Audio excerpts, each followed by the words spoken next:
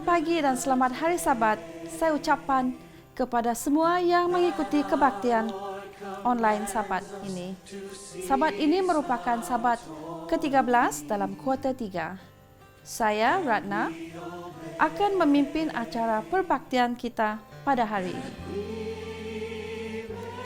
Kita akan memulakan sesi sekolah Sabat dengan lagu puji-pujian yang akan dipimpin oleh Belia Rayang.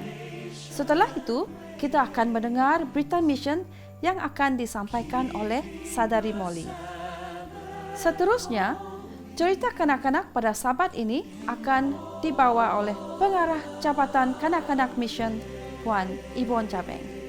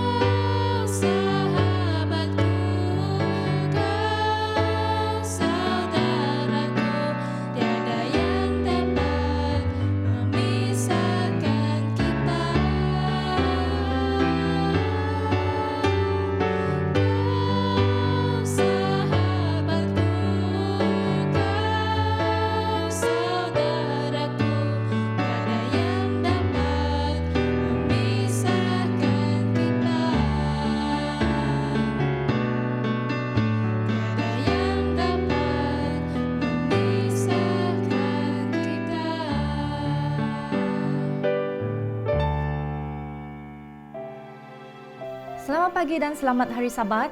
Sabat ini saya akan membacakan berita mission Sabat ke-13, suku ketiga tahun 2020.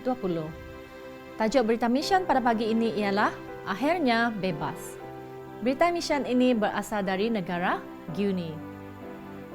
Maria berusia 29 tahun. Pada suatu hari, ibunya menjemput Maria dan cucunya, Mark, ke sebuah restoran. Dalam restoran, ibunya telah memasukkan sebiji pil tidur dan campuran ubat beracun ke dalam cawan minuman mereka. Sejam kemudian, Maria menjadi lemah dan tidak sadarkan diri. Dengan bantuan adik bongsu perempuan Maria, emak membawa Maria yang tidak sadarkan diri ke rumah mereka di kampung yang jauh di pedalaman dengan menggunakan motorkar. Anak Maria yang bernama Mark yang berusia 5 tahun juga turut serta. Emak adalah seorang yang sangat kaya, seorang perempuan bisnes yang berjaya dan memiliki banyak syarikat dan ladang. Rumah mereka di kampung dipagari dengan pagar yang tinggi di kawasan tanah yang seluas 150 hektar. Sekeliling rumah mereka yang bertingkat 3 mempunyai 10 bilik tidur, 5 bilik ruang tamu dan 2 kolam renang. Berdekatan dengan rumah mewah berdiri juga 5 buah rumah yang serba mewah tetapi sederhana besar. Kawasan rumah dan di setiap rumah ada 2 orang pengawal keselamatan. Pintu pagar masuk dikawal rapi 24 jam oleh 5 orang pengawal. Maria yang masih tidak sadarkan diri dibawa masuk ke rumah dan dikunci di dalam sebuah bilik khas di tingkat 3. Apabila Maria sudah sedar pada keesokan harinya, dia mendapati dirinya dikurung di dalam sebuah bilik. Emak mempunyai rancangan yang sangat jahat. Emak mengupah seorang pawang terkenal dari negara Nigeria untuk mengubah fikiran dan minda Maria mengenai Yesus. seorang pawang yang berasal dari Nigeria itu masuk ke ruangan Maria. "Saya datang untuk membantu kamu," kata pawang itu. "Saya tidak akan menyangkal Yesus, walaupun saya dibunuh," kata Maria kepada pawang tersebut. "Saya akan menyembah Yesus, walaupun saya tidak dapat pergi ke gereja. Yesus ada di mana-mana," kata Maria lagi. Pawang Nigeria itu memandang pada Maria dan tersenyum. "Emak kamu telah memberitahu saya bahwa dia sudah banyak kali untuk membunuh kamu, tetapi semuanya telah gagal," kata pawang itu. "Tetapi elok saya beritahu kamu terlebih dahulu bahwa saya ada sesuatu yang lebih kuat dan lebih berkuasa dari Yesus kamu." Pawang tersebut memasukkan satu campuran berair ke dalam cawan kecil dan dia memaksa Maria meminumnya. Kemudian dia menggosokkan satu minyak ke tubuh dan kaki Maria. Maria bergelut untuk melawan, tetapi dia tidak berdaya. "Oke, sekarang bahan jampi saya sudah berada di badan kamu," kata pawang tersebut. "Sangkal dan tolak Yesus kamu. Kalau kamu tidak mahu, kamu akan mati dalam masa 1 jam," kata pawang tersebut lagi. Maria menolak sekeras-kerasnya. "Saya terima Yesus. Yesus adalah penolongku. Saya hanya menyembah Yesus," kata Maria.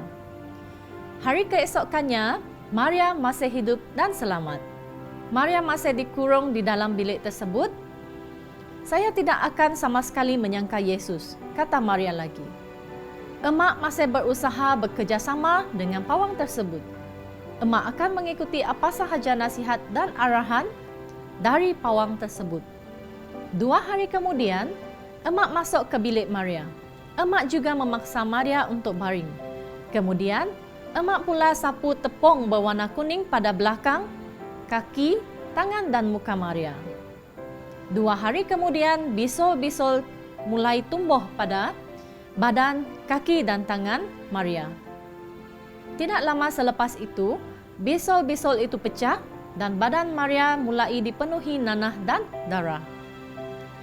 Mak, anak bongsu dan anak lelaki kepada Maria, menangis apabila dia melihat keadaan ibunya. Mak tidak tahu apa-apa yang akan terjadi pada ibunya. Tetapi dia ingat semasa di rumah mereka, ibunya selalu berdoa kepada Yesus. Dia juga mulai berdoa untuk ibunya. Mak juga memohon belas kasihan dari ibu saudaranya, Hadja, yaitu adik ibunya, untuk membantu berdoa untuk ibunya Maria. Hadja bersetuju, tetapi dengan syarat nenek Mak ataupun emak Maria dan Hadja tidak berdekatan dan tidak ada di rumah. Hadja dan Mak juga berdoa, "Yesus, tolonglah ibu saya," kata Mak dalam kesedihan. "Bantulah ibu supaya dia sembuh." 7 bulan telah berlalu, Maria semakin lemah dan dia semakin sukar untuk bergerak. Tubuh dia berbau seperti bau bangkai. Hadja, adik Maria, merasa takut setiap hari. Hadja juga menghubungi kawan Maria, orang Adventis itu.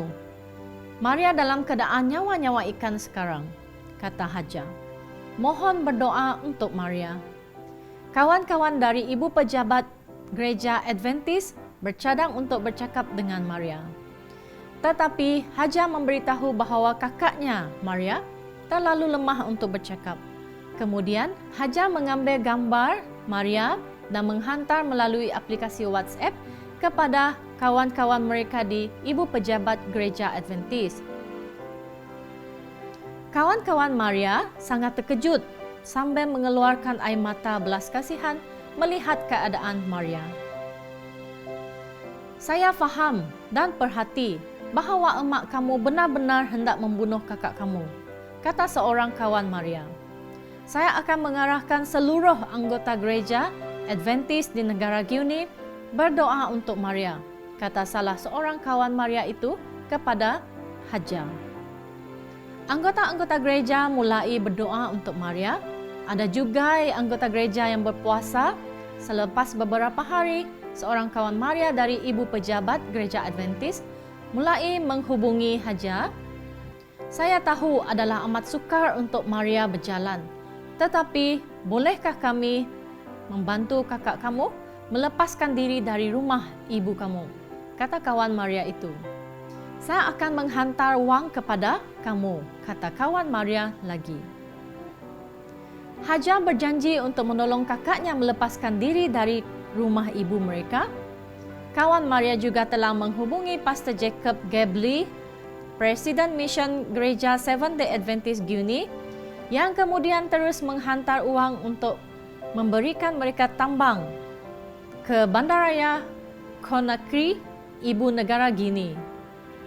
Pada hari Jumaat, semasa emaknya sedang keluar untuk urusan bisnesnya, dan pawang juga keluar sebentar ke kedai yang tidak jauh dari rumah, Haja mengambil peluang untuk melepaskan kakaknya, Maria, dari rumah emaknya. Haja juga membawa kakaknya keluar bersama dengan Mark. Mereka bertiga menunggu di pintu rumah. Tidak lama selepas mereka menunggu di pintu rumah, sebuah motorkar melalui kawasan tersebut dan berhenti di hadapan mereka. Haja juga membantu kakaknya Maria masuk ke dalam motorkar. Haja membayar pemandu motorkar tersebut untuk membawa Maria dan anaknya Mark ke bandaraya Conakry menuju ke ibu pejabat gereja Mission Adventist. Semasa Mark dan Maria dalam perjalanan menuju ke ibu pejabat Mission Gereja Adventist, ada satu gemparan kecil berlaku di ibu pejabat mission tersebut.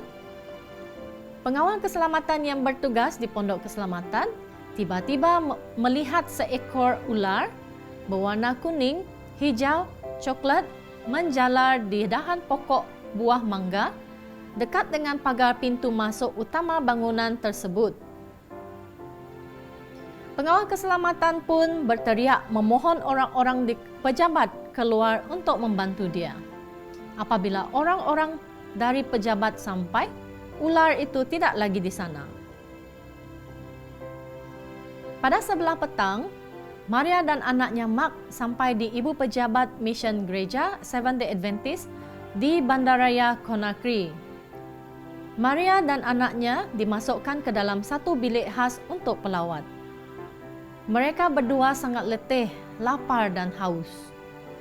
Mereka diberi makanan dan juga minuman. Dan pada saat itu, Maria mulai tidur. Anggota gereja mulai datang untuk membantu memberikan pakaian, makanan, dan keperluan lain untuk Maria dan anaknya. Pada keesokan harinya, pada hari Sabat, pastor gereja dan ketua-ketua gereja pun datang melawat Maria dan anaknya. Mereka berdoa sambil menyapu minyak ke atas tubuh badan dan kepala Maria. Ketika mereka sedang berdoa, Maria jatuh ke lantai dan pingsan. Apabila dia sedar beberapa menit kemudian, Maria telah keliru dan badannya merasa sakit.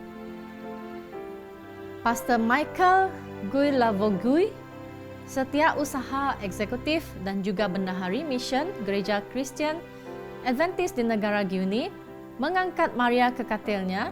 Mereka pun memohon supaya Maria berehat. Semasa Maria sedang tidur dalam biliknya, seekor ular besar berwarna hijau, kuning dan coklat sepanjang lebih kurang 1 meter masuk dari jendela utama bilik tumpangan tetamu tersebut. Kemudian, ular itu cuba masuk ke dalam bilik tidur Maria dan anaknya yang sedang berehat. Tetapi seorang anggota gereja melihat ular tersebut melalui satu lubang ke dalam bilik di mana Maria tinggal. Ular itu adalah ular yang sama dilihat oleh pengawal keselamatan pada petang semalam. Anggota gereja itu juga memanggil beberapa anggota gereja lain untuk datang membantu. Tidak lama kemudian, sekumpulan anggota gereja berkumpul untuk membantu membawa keluar ular itu dari lubangnya. Seorang anggota gereja membuat lampu dengan kayu di mana diletakkan kain yang dibasahi dengan minyak gasolin. Dia pun membakar kain tersebut lalu memasukkannya ke dalam lubang. Apabila dia memasukkan bahagian yang sudah dibakar ke dalam lubang, tiba-tiba ular tersebut meloncat keluar dan menjalar di atas lantai. Pastor Michael melompat dan kena pada kepala ular. Dia pun memijak kepala ular dengan sekuat-kuat hati beberapa kali sehingga ular tersebut mati. Sejam kemudian, selpon Maria pun berbunyi dari seorang panggilan yang tidak diketahui. Tetapi Maria takut untuk menjawab panggilan tersebut. Selpon Maria terus berbunyi. Sekiranya ada panggilan dan terus berbunyi, mungkin ada perkara yang sangat penting berlaku, kata seorang kawan dari ibu pejabat gereja Seventh-day Adventist. Sila jawab, kata kawan Maria. Orang yang memanggil tersebut adalah Haja, adik bongsu Maria.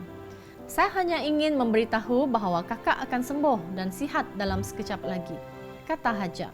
Saya tahu bahawa kakak memang sihat sekarang, kata Haja lagi.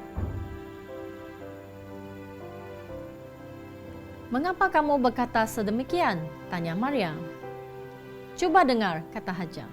Kamu dapat dengar bunyi siren motor ambulan? Kata Haja. Ambulan? Apa yang sedang berlaku? Tanya Maria. Ada sesuatu yang buruk berlaku kepada ibu? Tanya Maria seterusnya. Apa yang sedang berlaku? Tanya Maria.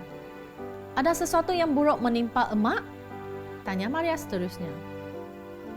Oh tidak, itu bukan emak, kata Haja. Pawang Nigeria yang diupah oleh emak. Dia jatuh dari tingkat 2 rumah emak di mana dia tinggal. Dia terjatuh dan kepalanya terhentak ke lantai dan terus mati di tempat kejadian kira-kira pukul 10.30 pagi tadi. Tengkorak kepalanya pecah, kata Haja. Secara kebetulan, Maria juga teringat. Pada jam 10.30, Pastor Michael Gulavui telah membunuh ular berdekatan bilik mereka dengan memijak kepala ular tersebut beberapa kali sehingga ia mati. 2 hari kemudian, bisul-bisul pada tubuh badan Maria mulai beransur baik. Dan selepas seminggu kemudian, bisul tersebut mulai hilang. Maria kemudian menyerahkan hidupnya kepada Yesus. Dia telah meninggalkan semuanya kerana Yesus. Sebuah banglo sebang mewah, 2 buah kedai, menjual alat solek, sebuah kedai perusahaan, 2 buah kereta mewah, dan hidup yang sangat mewah. Walaupun dia telah kehilangan semuanya, Maria telah menjumpai hidup yang bebas dan penuh bahagia. Yang lebih mengembirakan Maria ialah dia telah menemui Yesus. Sekarang pada tahun 2020 ini, Maria dan anaknya Mark masih hidup dan menyembunyikan diri daripada ibu mereka. Saudara Mara dan pegawai-pegawai agama, keluarganya yang sentiasa memburu dia.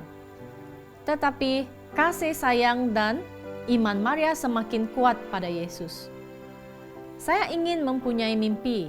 Suatu hari nanti, saudara-saudara dan kaumnya akan menjadi orang Kristian, kata Maria. Saya mahu bercakap kepada semua saudara mara saya mengenai Yesus. Saya tidak menyembunyikan kebenaran pada diri sendiri dan saya ingin mengongsikan berita baik dan kasih sayang Yesus kepada mereka. Gereja Kristen Seventh-day Adventist menghadapi pelbagai cabaran yang sangat besar bagi menyebarkan Injil Tuhan di negara Guinea, di beberapa buah negara lain di divisi Afrika Sentral Barat. Anda boleh membantu orang-orang seperti Maria dan anaknya Mark dengan memberi persembahan pada Sabat ke-13, suku ketiga pada tahun ini, bertarikh 26 September 2020. Sebahagian daripada dana peruntukan persembahan Sabat ke-13 pada suku ketiga tahun ini akan disalurkan kepada Mission Adventist negara Guinea yang akan digunakan untuk membina sebuah sekolah Advent, Kobaya Academy, sekolah rendah, K12, School, di mana kanak-kanak Adventist dan bukan Adventist dapat belajar di sekolah Adventist di negara Konarki, negara Guinea. Maria memberitahu bahawa dia akan menghantar Mark, anaknya, belajar di sekolah ini. Persembahan Sabat ini juga akan digunakan oleh sebuah sekolah Adventist di negara Liberia dan sebuah pusat kesihatan dan perubatan Adventist di negara Nigeria. Terima kasih kerana telah mengingati Maria, Mark dan pelayanan dan pekerjaan Gereja Seventh-day Adventist di Divisi Afrika Sentral Barat dalam doa dan pemberian persepuluhan anda. Sekian, terima kasih dan selamat Hari Sabat.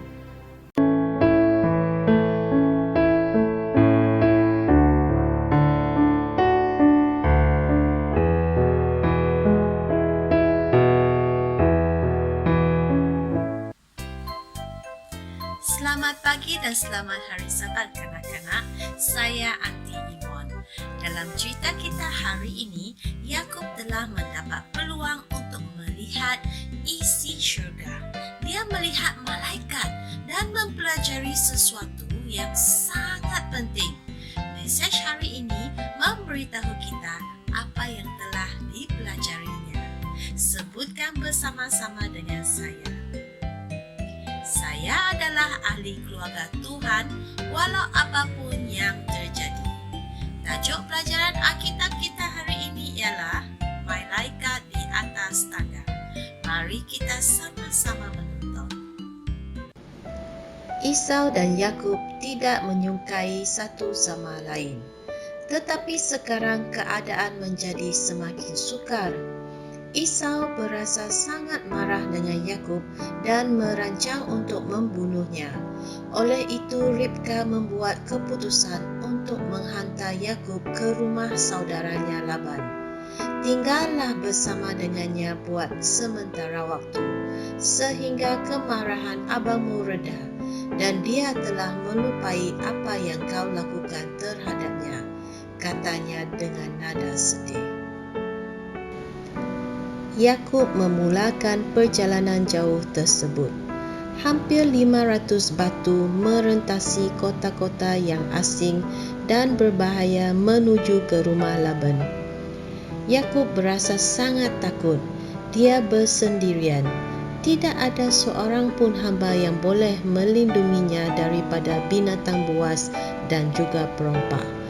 Dan dia tidak biasa untuk tidur di atas tanah yang keras.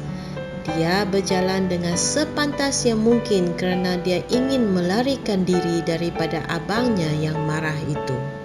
Dalam 1-2 hari lagi, Yakub akan tiba di suatu tempat kudus yang istimewa.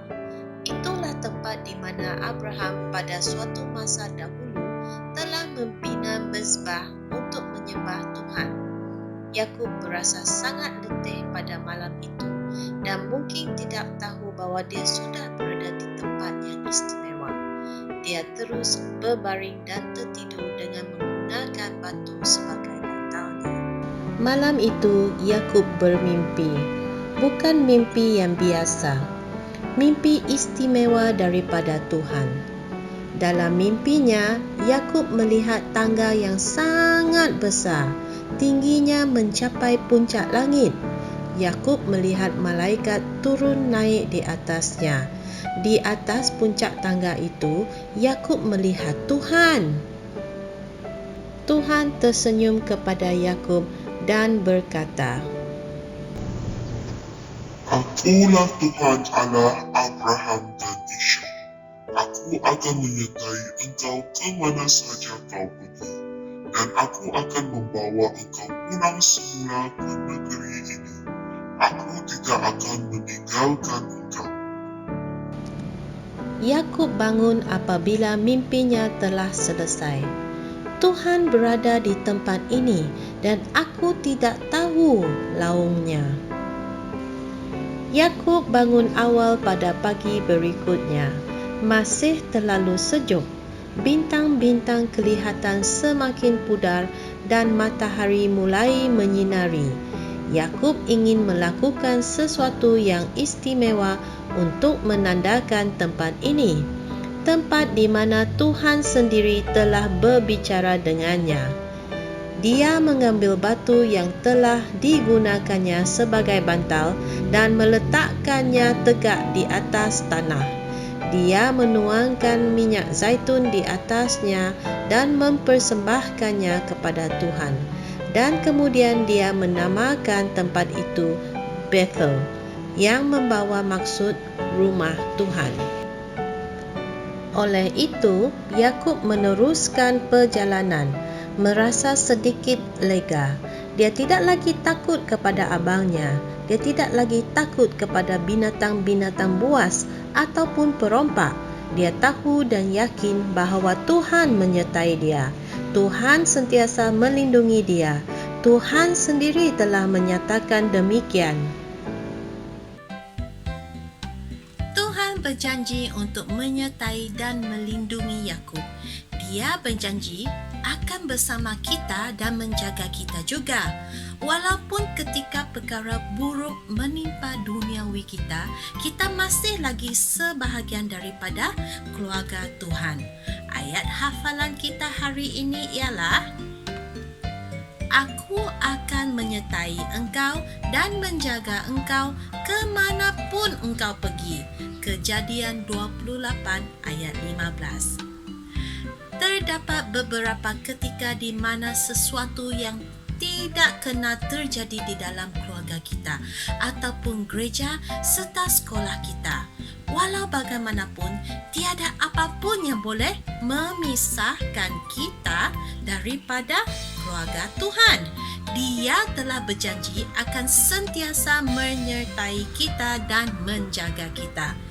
Tuhan tidak akan meninggalkan salah seorang ahli keluarganya sendirian. Dia sentiasa menyertai kita, sedia untuk membantu.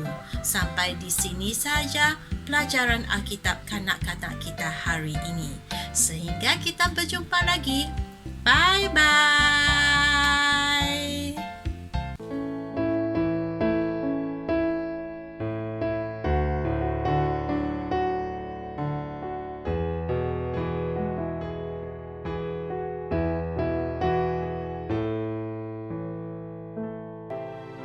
Shalom, selamat pagi, selamat hari Sabat kepada saudara-saudara di mana anda berada pada pagi ini. Pada pagi ini, yaitu pelajaran sekolah Sabat kita yang terakhir dalam kota yang ketiga ini, yang bertajuk Selangkah dalam Iman. Sebelum itu, mari kita bersatu di dalam doa. Bapa kami, Tuhan kami yang bertakhta di dalam kerajaan syurga, terpuji, termulialah nama Engkau, ya Tuhan. Pada pagi ini, kami sudah bersedia untuk mendengar firman Tuhan di dalam ringkasan pelajaran sekolah Sabat. Biarlah kuasa Roh Kudus Tuhan menguasai kami pada saat ini. Terima kasih Tuhan di atas kebaikan-Mu. Dalam nama Yesus, kami mengucap syukur dan berdoa. Amin. Pertanyaan utama pelajaran sekolah Sabat kita yang terakhir pada kota ini ialah, apa kaitan melangkah dalam iman dan bersaksi?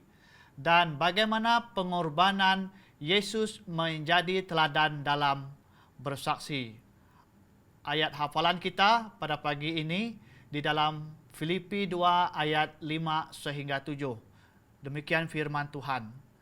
Hendaklah kamu dalam hidupmu bersama menaruh fikiran dan perasaan yang terdapat juga dalam Yesus Kristus, yang walaupun dalam rupa Tuhan tidak menganggap kesetaraan dengan Tuhan itu sebagai milik yang harus dipertahankan, melainkan telah mengosongkan dirinya sendiri dan mengambil rupa seorang hamba dan menjadi sama dengan manusia.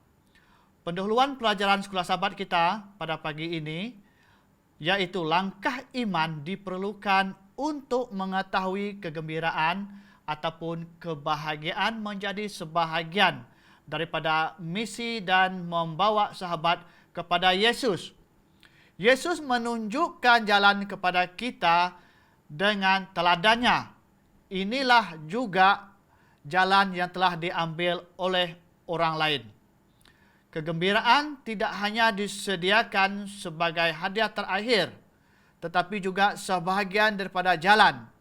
Kita merasakan kebahagiaan, kegembiraan ketika kita melihat bagaimana orang lain menerima Yesus sebagai juru selamat pribadi mereka. Pengorbanan yang Yesus lakukan demi keselamatan kita tidak dapat dinilai apabila kita memberi respon kepada kepimpinannya, menerima perintahnya dan bersatu dengan dia dalam menjangkau orang-orang yang hilang untuk kerajaannya, ia merupakan pengorbanan.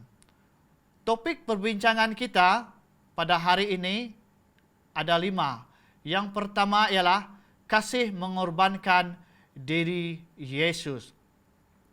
Pertanyaan, bagaimana ini diatur oleh Tuhan?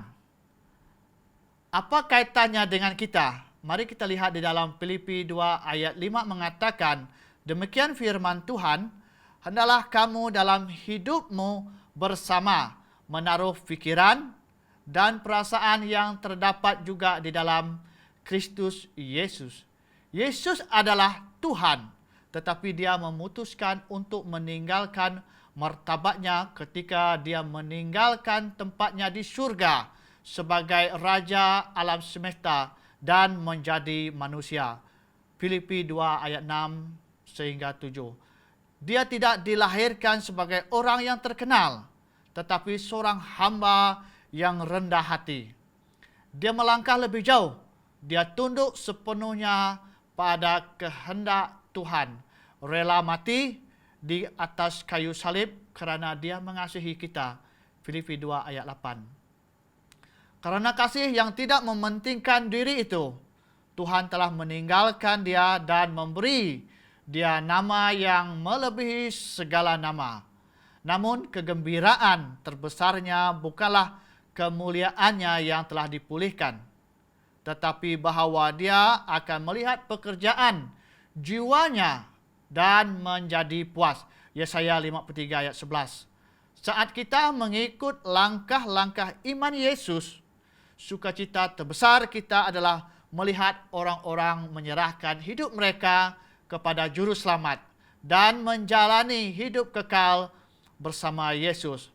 Poin kita yang kedua pada pagi ini, saudara, yaitu langkah pertama, panggilan untuk komitmen Petrus, Yohanes dan Matius. Mengapakah Simon, Petrus dan Andreas rela membuat komitmen yang radikal untuk mengikuti Kristus? Pertanyaan untuk kita pada pagi ini. Jawapannya di dalam Matius 4 ayat 20 mengatakan, lalu mereka pun segera meninggalkan jalannya dan mengikuti dia. Andreas, Petrus, Yohanes dan Yakobus telah mengikuti Yesus sejak beberapa waktu. Namun akhirnya mereka terpanggil untuk mengikuti Yesus sepenuh masa. Yesus mendorong mereka untuk berhenti menjala ikan dan menjadi penjala manusia. Matius 4 ayat 19. Mereka meninggalkan segalanya saat itu dan mengabdikan diri untuk mengkongsikan kasih Yesus kepada orang lain. Nelayan dari golongan orang biasa ini,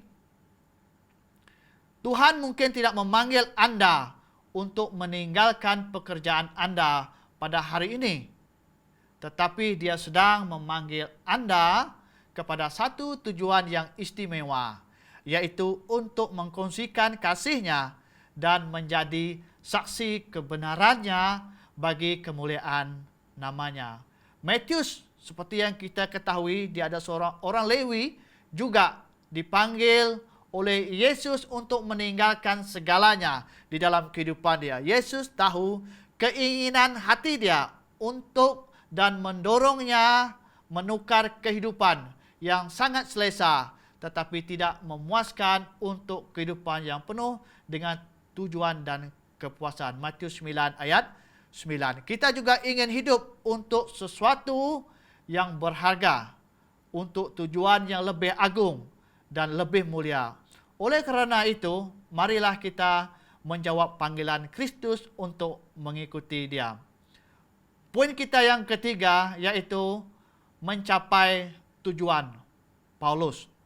Pertanyaan kepada kita, apa yang memberi semangat ataupun kekuatan kepada Rasul Paulus dalam tujuan mencapai hidup? 2 Timotius 4 ayat 7 mengatakan, aku telah mengakhiri pertandingan yang baik, aku telah mencapai garis akhir dan aku telah memelihara iman. Siapa yang akan memilih musuh terburuk mereka untuk menjadi pembawa berita? Saulus ataupun kita panggil Paulus adalah contoh seorang yang tidak akan kita pilih untuk memberitakan Injil. Tetapi Yesus melakukannya. Sungguh luar biasa.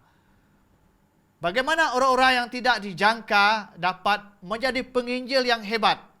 Seorang lelaki yang dikuasai oleh iblis, seorang wanita Samaria, seorang pelacur, seorang pemungut cukai, nelayan yang tidak berpendidikan, seorang pengejar Kristian. Saudara, pada pagi ini, anugerah Tuhan mengubah hati mereka.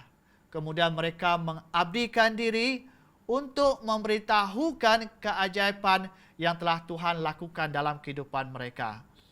Paulus tidak pernah berhenti berlari ke arah gawang setelah dia bertemu dengan Yesus. Dia mengabdikan seluruh hidupnya untuk memberitakan Injil. Apa yang Kristus telah lakukan bagi Paulus dan mereka yang lain adalah sesuatu yang begitu luar biasa sehingga mereka harus mengkongsikannya. Mereka tidak dapat berdiam diri. Saudara-saudari, pada pagi ini, poin kita yang keempat ialah tuntutan kasih. Pertanyaan kepada kita, apa yang dituntut oleh kasih kepada kita? Bagaimana kita harus lakukan? Yohanes 21 ayat 17 mengatakan kepada kita, kata Yesus kepadanya untuk kali ketiga, Simon, anak Yohanes, apakah engkau mengasihi aku? Maka sedih hati Petrus karena Yesus berkata untuk kali ketiga, apakah engkau mengasihi aku? Dan ia berkata kepadanya, Tuhan, engkau tahu segala sesuatu. Engkau tahu bahwa aku mengasihi engkau. Kata Yesus kepadanya, gembalakanlah domba-dombaku. Petrus telah melakukan dosa yang sangat dahsyat. Dia telah menyangkal, menolak Yesus. Kalau kita lihat dalam Markus 14 ayat 66 sehingga 72. Dia merasakan tidak dapat memberitahu orang lain tentang Yesus lagi. Namun Yesus sebenarnya tahu apa yang di dalam hati Petrus. Dia tahu bahawa Petrus masih mengasihi dia. Itulah sebabnya Tuhan meminta pengakuan secara terbuka akan kasihnya kepadanya sebanyak 3 kali. Yesus mengembalikan kepercayaan diri Petrus dan memberinya misi memelihara gerejanya dan memberitakan Injil, yaitu untuk menunjukkan kasihnya dalam tindakan. Anda dan saya mungkin telah menyangkal ataupun menolak Yesus dengan tindakan kita lebih dari sekali. Namun, berita baiknya adalah bahawa rahmat Tuhan masih ada dan Tuhan belum selesai dengan kita. Masih ada tempat dalam pekerjaannya untuk Anda jika Anda rela mahu memulai kembali bersama dengan Tuhan. Saudara yang dikasihi Yesus pada pagi ini, poin kita yang kelima ialah komitmen kasih. Apa komitmen bagi kita yang diberikan peluang oleh Tuhan? Apa yang kita harus lakukan? 1 Yohanes 3 ayat 16 mengatakan, demikianlah kita ketahui kasih Kristus, yaitu bahawa ia telah menyerahkan nyawanya untuk kita. Jadi kita pun wajib menyerahkan nyawa kita untuk saudara-saudara kita. Sangat luar biasa ayat ini, saudara. Yesus memulihkan Petrus dan membiarkan dia merasakan sukacita terbesar dalam hidup ini, melihat jiwa-jiwa dimenangkan untuk kerajaan Allah. Gembalakanlah domba-dombaku. Ini yang Yesus katakan kepada saya dan Anda pada pagi ini. Petrus melihat buah pertama dari khotbahnya pada hari Pentakosta. Kita lihat dalam Kisah Para Rasul 2 ayat 14 sehingga 41. Petrus mempraktikkan kasih yang telah dia akui di hadapan Yesus dan murid-muridnya, Petrus harus membayar harga untuk kasih dan kegembiraan. Itu pada akhirnya dia kehilangan nyawanya. Kemudian Yohanes menjelaskan bahwa kasih mencangkup pengorbanan. Pengorbanan tanpa yang tidak mengharapkan imbalan. Sebenarnya pada hari kita akan hidup bersama Yesus dan orang-orang yang diselamatkan, termasuk mereka yang bertemu Yesus melalui, kita tidak akan menganggap apapun yang kita lakukan di bumi yang sudah tua ini sebagai pengorbanan. Mengikut Yesus sampai akhir tidak akan menjadi sia-sia dan sangat berharga apabila kita mengikuti Yesus. Pena Inspirasi mengatakan kepada kita, setelah turunnya Roh Kudus ketika para murid pergi menyatakan juru selamat yang hidup, satu-satunya keinginan mereka adalah keselamatan jiwa. Mereka bersukacita dan manisnya pergaulan dengan orang-orang kudus. Mereka lembut, bijaksana, menyangkal diri, sanggup berkorban demi kebenaran. Dalam bergaul sehari-hari, mereka antara satu sama lain, mereka mengungkapkan kasih yang telah Kristus berikan kepada mereka dengan kata-kata dan perbuatan yang tidak mementingkan diri. Mereka berusaha untuk menyalurkan kasih ini di dalam hati orang lain. Kesimpulan pelajaran ringkasan Sekolah Sahabat kita pada pagi ini, yaitu kita telah tiba di akhir pelajaran pada penggal ini, saudara. Dan apakah perkara paling penting yang anda perolehi daripada pelajaran kita pada kota ini? Apakah pandangan-pandangan yang anda telah pahami yang telah memberi perbezaan besar di dalam kehidupan saudara? Kesimpulannya, terdapat penyataan luar biasa dari utusan akhir zaman Tuhan yang boleh kita bawa bersama setelah menyelesaikan pelajaran Sekolah Sahabat kita pada kota ini. Pengakuan kita akan kesetiaannya adalah pilihan syurga untuk menyatakan Kristus kepada dunia ini.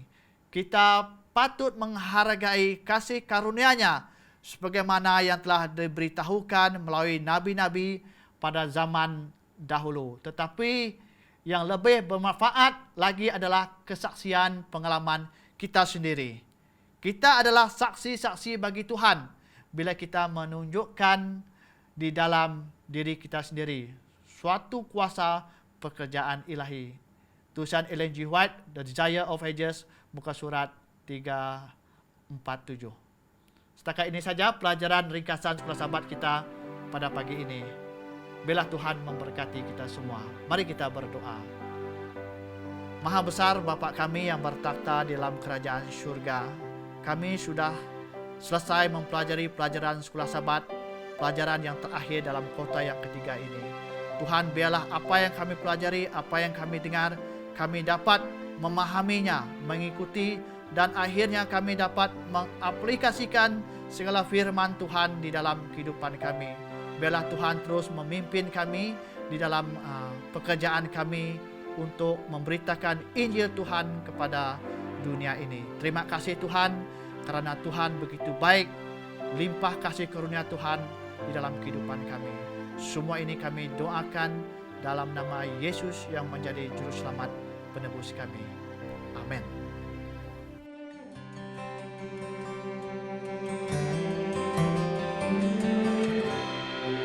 Remember the Sabbath to keep it holy. Honor the day that our Lord commands us to cease our toiling, and we obey, that we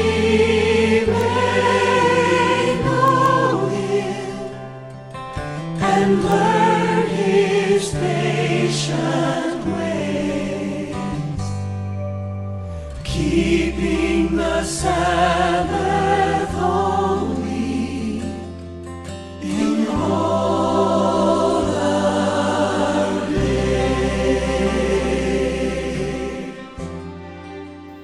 Sabat dan bertemu lagi kita pada sesi perbaktian kedua.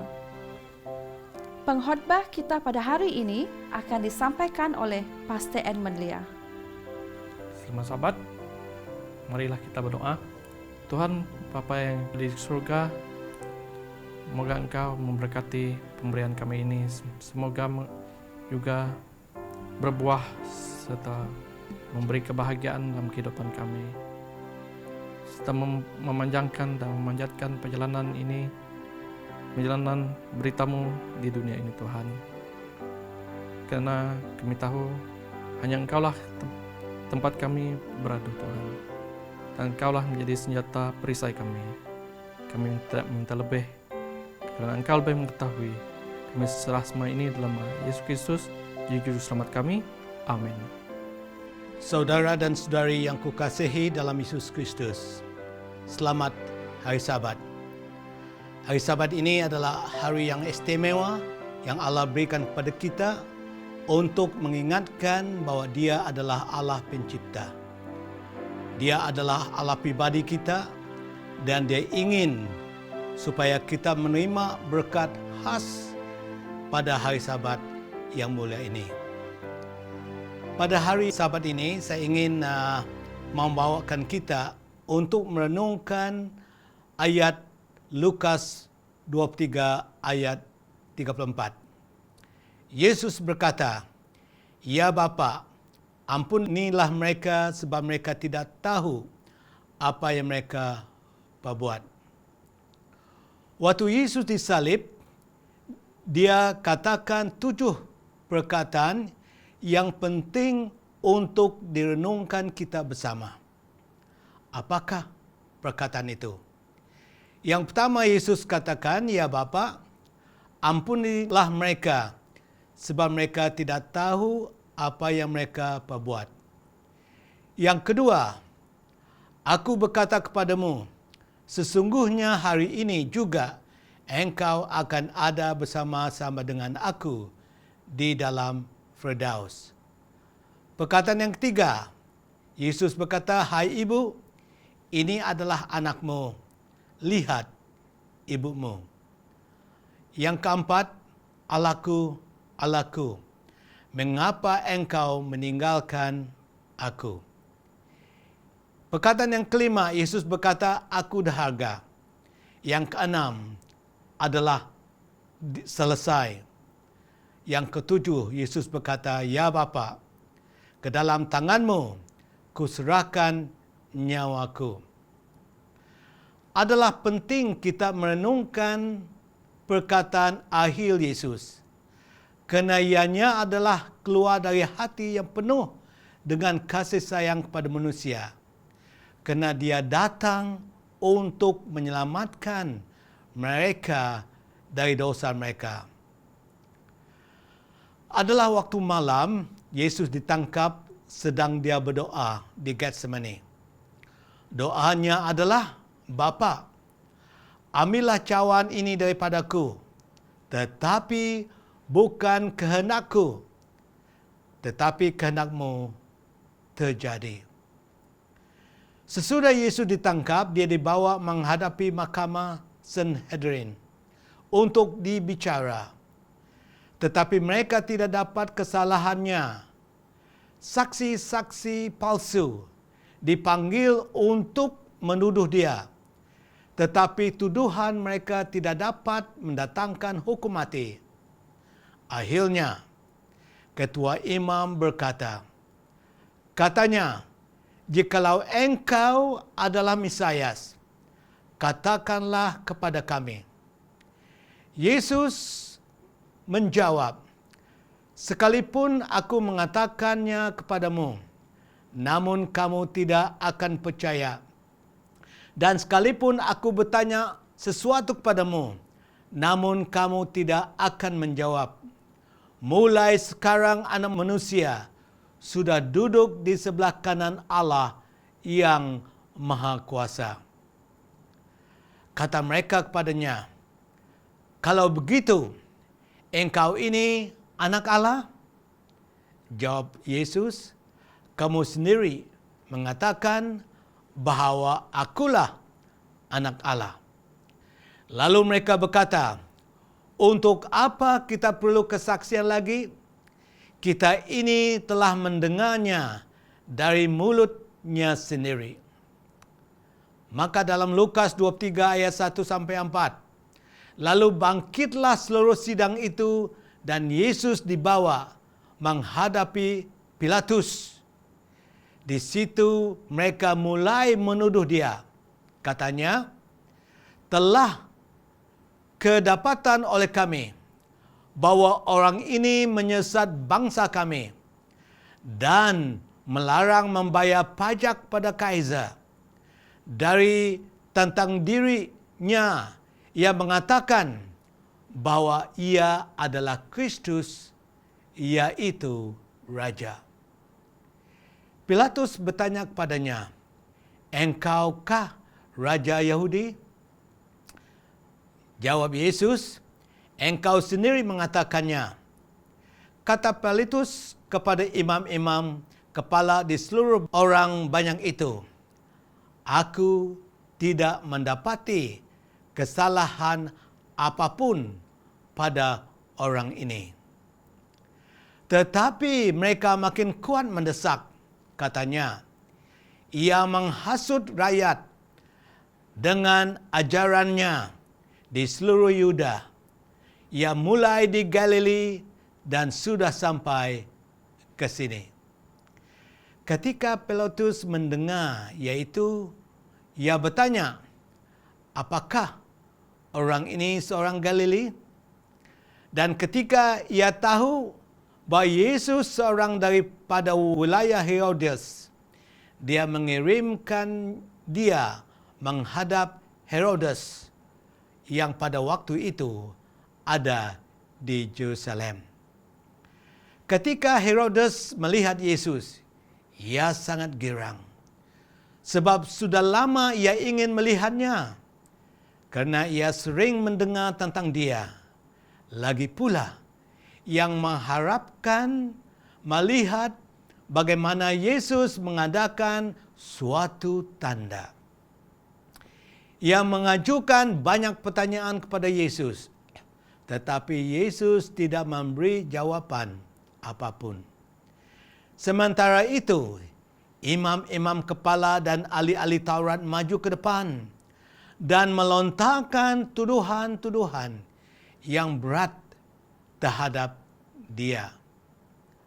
Maka mulailah Herodes dan pasukannya menista dan mengolok-olokkan dia. Dia mengenakan jubah kebesaran kepadanya, lalu mengirim dia kembali kepada Pilatus. Dan pada hari itu juga bersahabatlah Herodes dan Pilatus. Sebelum itu, mereka bermusuhan. Lalu Pilatus mengumpulkan imam-imam kepala dan pemimpin-pemimpin serta rakyat dan berkata kepada mereka, kamu telah membawa orang ini kepadaku sebagai seorang yang menyesatkan rakyat. Kamu lihat sendiri bahwa aku telah memeriksanya, dan dari kesalahan-kesalahan yang kamu tuduhan kepadanya, tidak ada kudapati padanya. Dan Herodes juga tidak, sebab ia mengirimkan dia kembali kepada kami. Sesungguhnya tidak ada suatu apapun yang dilakukannya yang setimpal dengan hukuman mati. Tetapi mereka berteriak bersama-sama, enyahkanlah dia, lepaskanlah Barabas bagi kami. Alkitab mengatakan bahwa Barabas ini dimasukkan ke dalam penjara berhubung dengan suatu pemberontakan yang telah terjadi di dalam kota dan kena pembunuhan. Ketika mereka sampai di tempat yang bernama Tengkorak, mereka menyalibkan Yesus di situ dan dua orang penjahat itu, yang seorang di sebelah kanannya dan yang lain di sebelah kirinya. Yesus berkata, "Ya Bapa, ampunilah mereka, sebab mereka tidak tahu apa yang mereka perbuat." Dan mereka membuang undi untuk membagi pakaiannya. Soalannya adalah, apakah pelajaran yang kita dapat pelajari dari segala peristiwa yang terjadi dalam cerita ini? Pelajaran yang pertama adalah pengampunan. Yesus mengampuni mereka yang menyaksanya, yang menuduhnya, yang mengolok-olokkannya. Siapakah mereka itu? Adalah jelas dia mengampuni Yudas yang menjualnya dengan harga 30 keping perak.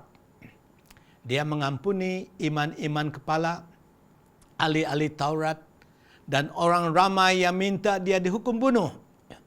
Dia juga berdoa pengampunan terhadap Pilatus dan Raja Herodes dan pasukannya yang mengolok-olokkannya. Dia berdoa terhadap semua orang yang terlibat dalam pembunuhan dan juga yang ingin menuduhnya supaya dihukum mati. Yesus juga berdoa pengampunan terhadap semua manusia, semua keturunan Adam yang melanggar hukum Allah. Yesus membayar hutang dosa manusia, kerana upah dosa adalah maut. Tetapi kasih kurnia Allah adalah hidup kekal melalui Yesus Kristus. Dia adalah domba Allah yang menghapuskan dosa manusia. Dia juga berdoa pengampunan terhadap Anda, terhadap saya. Maka, barang siapa yang percaya kepadanya tidak akan binasa, tetapi akan memperolehi hidup yang kekal. Pelajaran yang kedua yang kita dapati daripada peristiwa yang terjadi dalam cerita itu adalah pendamaian. Alkitab berkata, dan pada hari itu juga persahabatan Herodes dan Pilatus sebelum itu mereka bermusuhan. Adalah misi Yesus membawa damai kepada dunia ini, kerana dia adalah putra damai. Dalam Efesus pasal 2 ayat 15 sampai 16, Paulus berkata, sebab dengan matinya sebagai manusia ia telah membatalkan hukum Taurat dengan segala perintah dan ketentuan untuk menciptakan kedua menjadi satu manusia baru di dalam dirinya. Dan dengan itu mengadakan damai sejahtera dan untuk memperdamaikan keduanya di dalam satu tubuh dengan Allah oleh salib, dengan melenyapkan perseteruan pada salib itu. Yesus datang untuk mendamaikan manusia dengan Allah dan juga mendamaikan manusia dengan sesamanya. Maka dalam Yohanes pasal 14 ayat 27, Yesus berkata, damai sejahtera aku tinggalkan kepadamu, damai ku berikan kepadamu, jangan hatimu gelisah dan janganlah takut. Di dalam dunia ini yang penuh dengan cabaran hidup, kita perlukan damai. Kita perlukan Yesus, putra damai. Pelajaran yang ketiga daripada cerita yang kita telah dengar tadi adalah penggantian. Ayat mengatakan mereka berkata, enyahkanlah dia, lepaskanlah Barabas bagi kami. Alkitab sangat jelas bahwa semua manusia berdosa dan tidak sampai kepada kemuliaan Allah. Melalui Adam, dosa datang ke dunia ini. Upah dosa adalah maut. Allah memberi anaknya mati menggantikan kita. Walaupun kita masih dalam dosa, Yesus mati ganti kita. Barabas layak dibunuh kerana dia adalah pembunuh. Tetapi Yesus mengambil alih tempatnya. Yesus mengambil alih tempat kita juga. Ia melepaskan kita dari tuntutan dosa. Dia dihukum bunuh kerana kita. Kaum Sawi di Irian Jaya mempunyai satu kebudayaan yang luar biasa untuk membuat damai dengan musuh mereka, yaitu mereka berganti bayi. Dua bayi ditukar, dididik seperti anak sendiri. Kedua bayi itu disebut anak damai. Yesus adalah anak damai Allah. Dia mahu kita menerima hidupnya mengganti hidupnya sendiri. Pelajaran yang ketiga dari cerita yang kita dengar tadi adalah kasih abadi Allah. Mereka disalib dia bersama dengan dua penjenayah. Seorang di sebelah kanan dan seorang sebelah kiri. Dalam Yohanes pasal 1 ayat 10 sampai 12.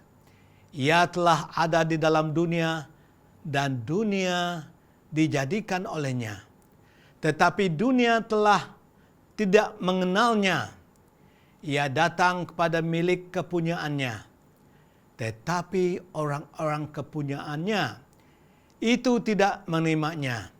Tetapi semua orang yang menerimanya diberinya kuasa supaya menjadi anak-anak Allah. Yaitu mereka yang percaya dalam namanya. Maka dalam Roma 5 ayat 8 berkata, akan tetapi Allah menunjukkan kasih-Nya kepada kita oleh kerana Kristus Ia mati untuk kita ketika kita masih berdosa.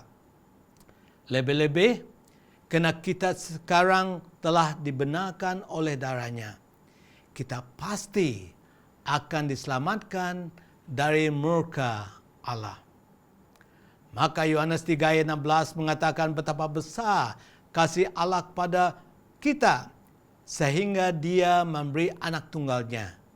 Dan barang siapa percaya kepadanya tidak akan binasa, tetapi akan memperolehi hidup yang kekal. Maka sekali lagi Yohanes berkata dalam 1 Yohanes 3 ayat 1, lihat betapa besarnya kasih yang dikurniakan Bapa kepada kita, sehingga kita disebut anak-anak Allah. Dan memang kita adalah anak-anak Allah. Yesus berkata, Bapa, ampunilah mereka, kerana mereka tidak tahu apa mereka perbuat. Itu adalah satu daripada 7 perkataan Yesus di Kalvari. Doa pengampunan itu adalah untuk kamu dan saya. Saudara dan saudari, sudahkah Anda menerima pengampunan ini dari Kristus? Dengan menerima pengampunan, kita menjadi teman dan sahabat Yesus. Yesus mati ganti kita. Ia melakukan semua itu kerana Dia mengasihi kita dengan kasih abadi. Mengapa tidak menerima pengampunan ini yang diberi Allah dengan percuma? Sekarang juga Dia memanggilkan kita. Dalam Yesaya 1 ayat 18. Marilah, baiklah kita berperkara firman Tuhan. Sekalipun dosamu merah seperti kemisi, akan menjadi putih seperti salju. sekalipun berwarna merah seperti kain kasumba, akan menjadi putih seperti bulu domba. Marilah kita mengakui dosa kita kepada Yesus dan Ia akan mengampuni kita. Yesus adalah teman dan saudara kita. Dia adalah Raja dan pengantara kita. Dia mati untuk menghapuskan dosa kita kena cinta abadinya.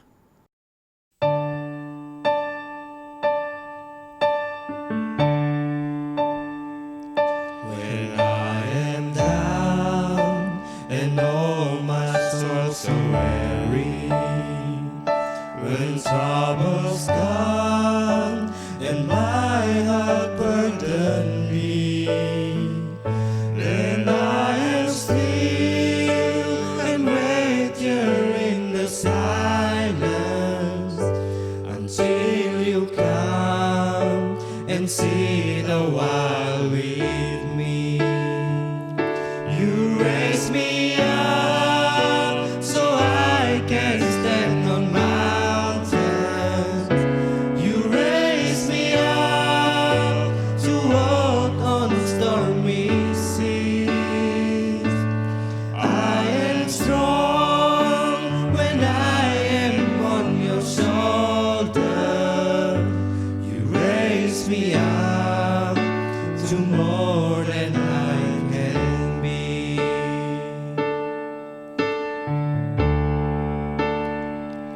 There is no life without this hunger. Each restless heart beats so imperfectly. But when you come and I am filled with wonder, sometimes I think I glimpse eternity. You raise me up so I can stand on mountain. You raise me up to walk on stormy seas. I am strong when I am on your shoulder. You raise me up to more than I can be. You raise me up so I can stand on mountains. You raise me up to walk on stormy seas. I am strong when I am on your shoulder. You raise me up to more than I can be. You raise me up to more than I can be.